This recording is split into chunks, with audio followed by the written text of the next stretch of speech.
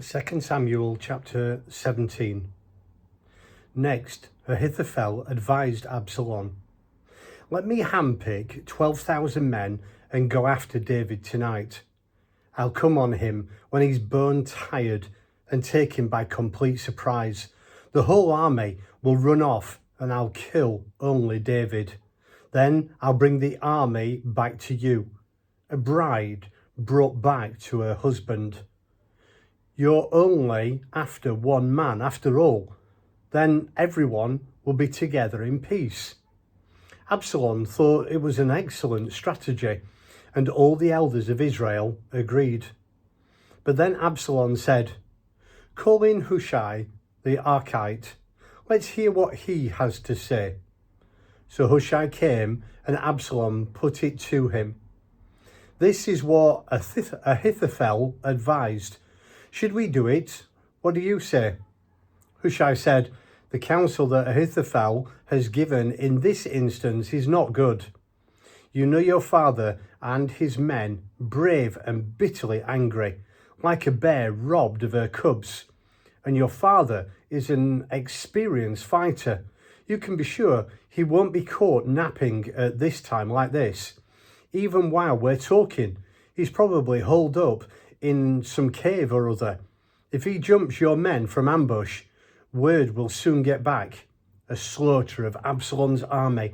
Even if your men are valiant with hearts of lions, they'll fall apart at such news. For everyone in Israel knows the kind of fighting stuff your father's made of, and also the men with him. Here's what I'd advise. Muster the whole country, from Dan to Beersheba, an army like the sand of the sea, and you personally lead them. We'll smoke him out wherever he is, fall on him like dew falls on the earth, and believe me, there won't be a single survivor. If he hides out in a city, then the whole army will bring ropes to that city and pull it down into a gully, not so much as a pebble left of it." Absalom and all his company agreed that the counsel of Hushai the Arkite was better than the counsel of Ahithophel. God had determined to discredit the counsel of Ahithophel so as to bring ruin on Absalom.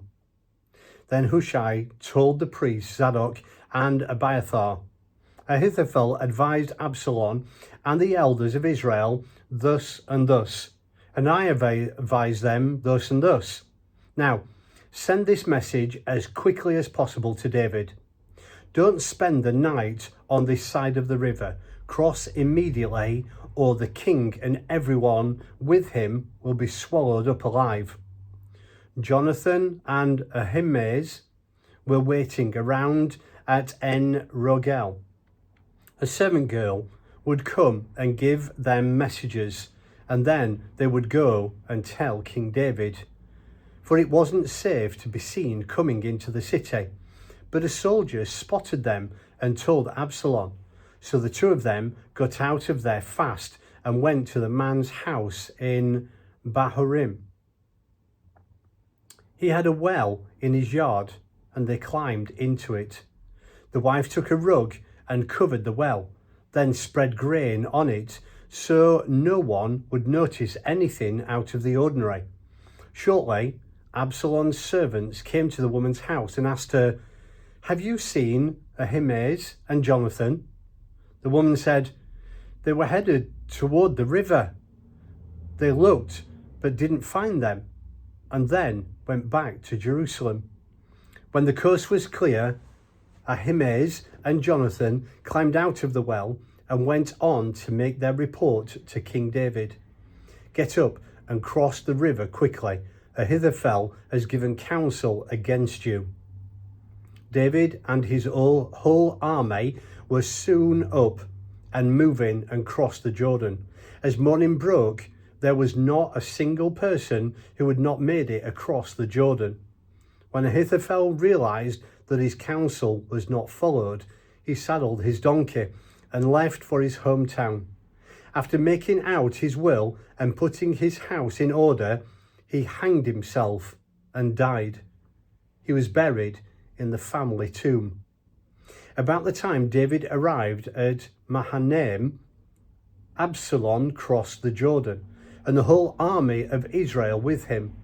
Absalom had made Amasa head of the army, replacing Joab. Amasa was the son of the man named Ithra, an Ishmaelite who had married Abigail, daughter of Nahash and sister of Zeruiah, the mother of Joab. Israel and Absalom set camp in Gilead.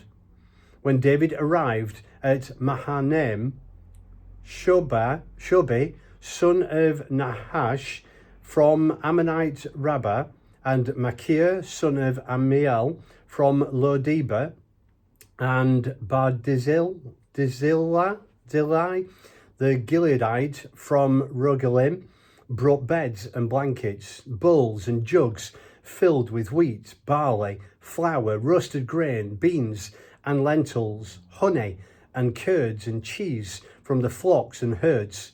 They presented all this to David and his army to eat, because, they said, the army must be starved and exhausted and thirsty out in this wilderness.